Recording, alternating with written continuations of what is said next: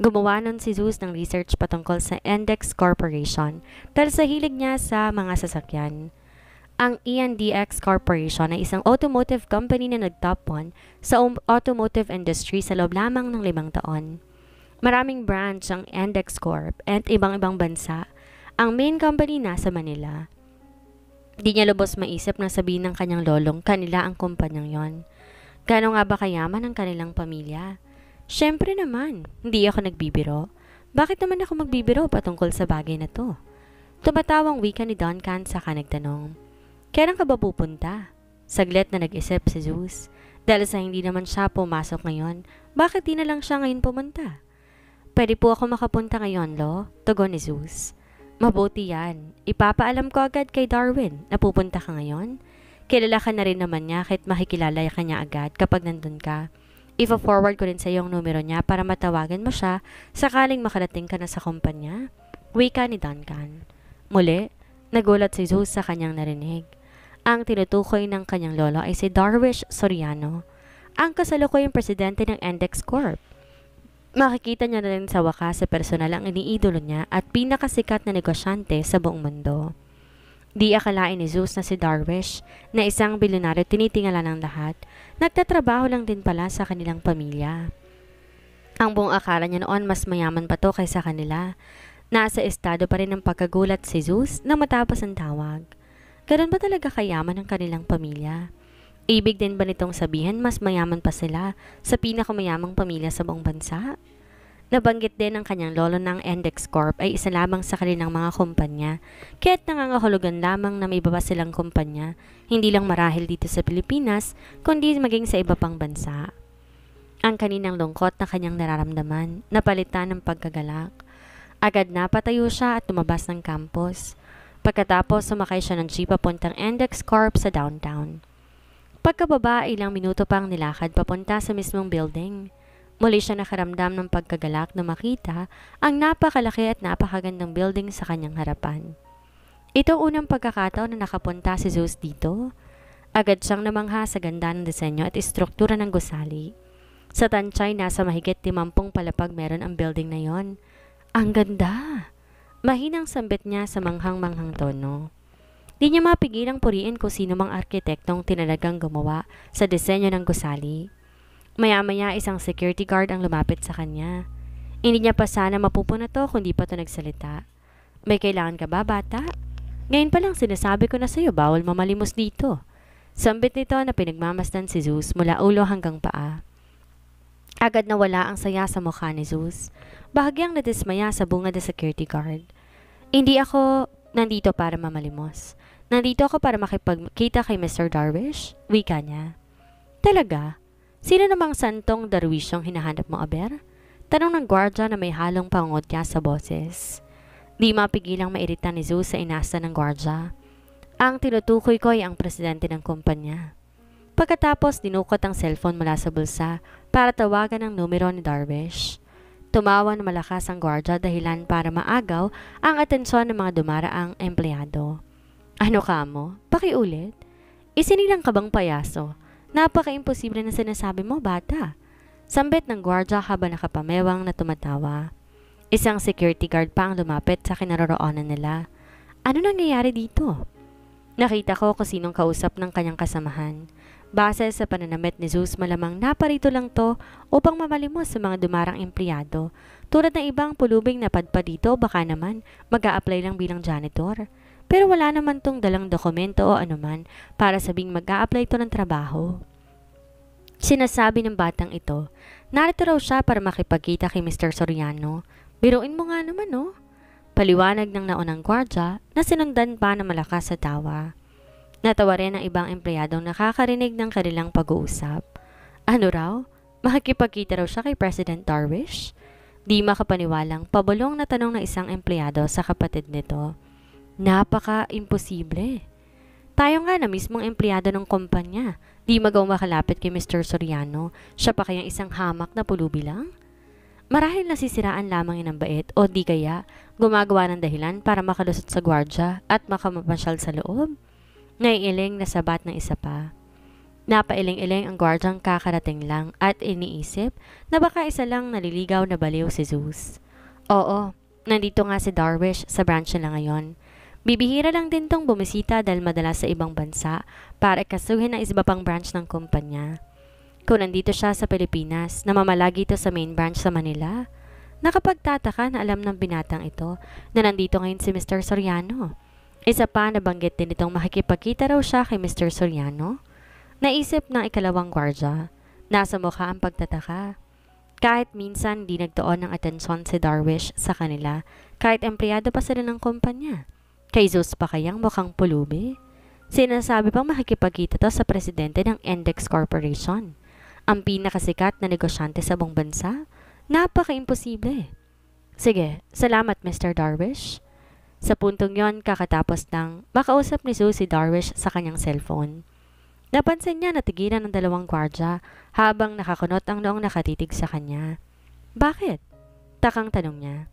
Nagkatinginan ang dalawang gwardya pagkatapos magkasabay na humalakak. Baliw nga ang isang to. Natatawang sambit ng naunang gwardya. Talagang nakuha pa ni Zeus magpanggap, nakausap ito si Darwish sa cellphone. Kahit siguro janitor ng kanilang kumpanya, hindi nito kilala sa personal. Si Darwish pa kaya? Ang mas nakakatawa, may cellphone number to kay Darwish at tinawagan gamit ang cellphone na di-keypad. Lakas ng tama. Hoy bata, napakagaling mong magpatawa. Saludo kami sa iyo. Ngayon, makakaalis ka na. Wika ng gwardyang kakarating lang. Minuwestra nito ang kanyang kamay para alisin si Zeus sa lugar.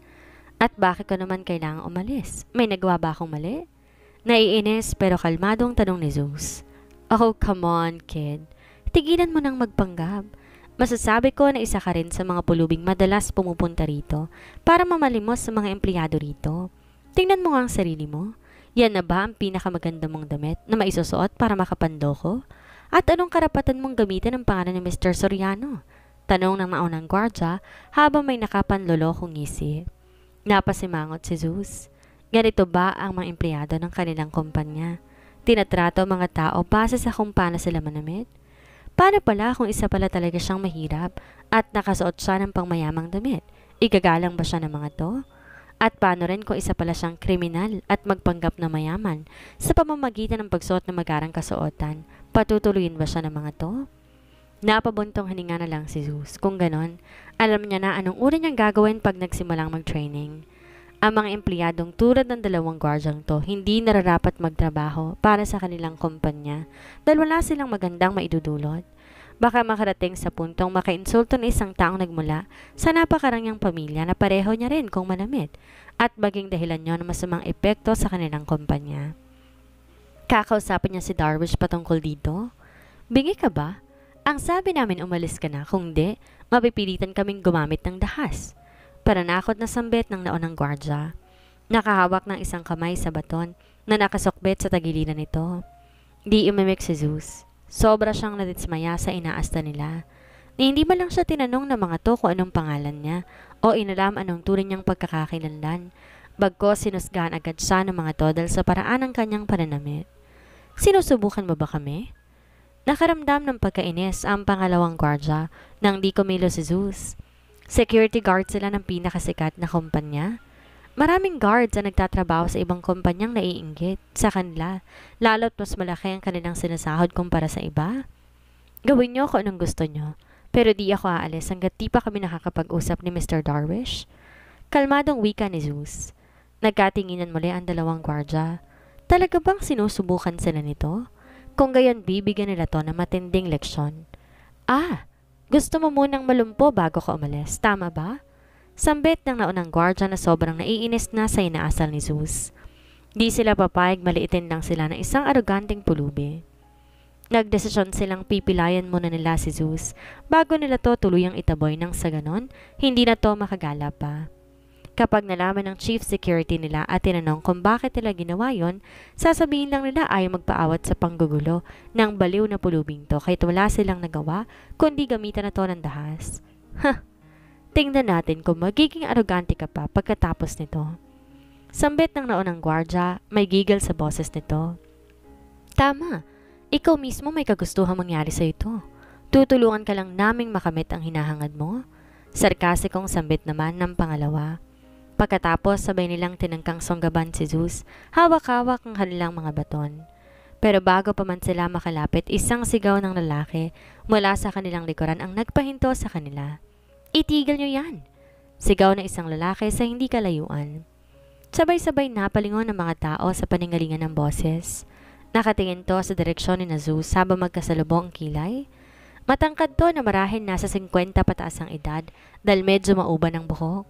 Ang maayos na kulay abong suot na suit at makintab na itim na sapatos kasama ng postura ng katawan, nagbibigay ng impresyon na isang makapangyarihang negosyante.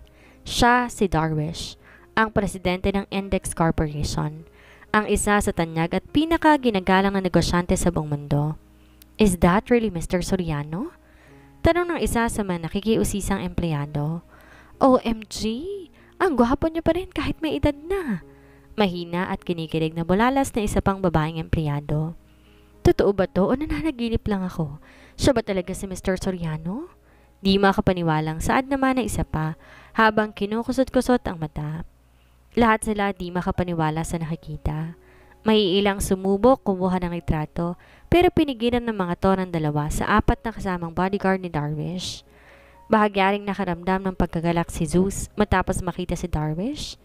Minsan niya na tong inidolo, pero matapos malaman sa kanyang lolo, natauhan lang din pala nito at kanila lang din naman ng Index Corp.